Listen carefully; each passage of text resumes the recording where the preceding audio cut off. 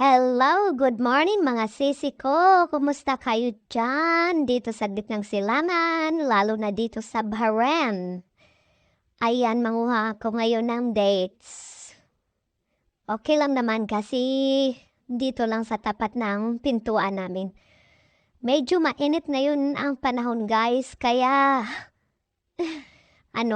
hindi tayo pwedeng maabutan ng ilang oras sa labas kasi nakakapaso yung init dito ngayon. So ayan no, ang daming bunga ng dates namin. Isa lang ito yung palm tree namin pero ang dami niyang bunga kasi nalagaan ito sa hardinero ng amo ko. Ayan, kukunin natin yung mga hinog kasi pa isa-isa kasi sila mahinog guys. Hindi naman lahat ito sabay-sabay mahihinog.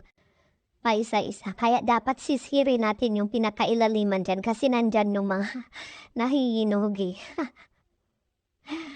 Ayan, relax lang tayo dapat guys araw-araw guys. Kasi alam ko minsan nakaka-stress talaga yung mga trabaho natin dito sa ibang bansa. Sobrang busy lalo na yung mga amo natin dyan na iba na mga masungit dapat ipapalagpas lang natin sa tenga yung mga kasungitan nila. Ganyan na yung ginagawa ko guys, no?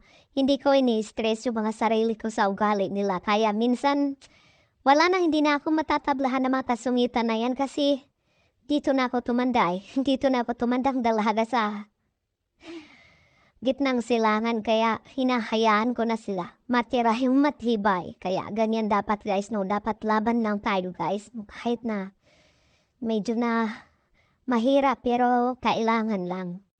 Ayan, medyo konti pa yung nakukuha ko. Masakit pala din sa liig guys, no? Ay, nakatingala. So, ayan, puno na siya. So, bukas na naman tong iba guys. Para bukas may mapagkabalahan naman ako. Yan! Hanggang dito na lang muna.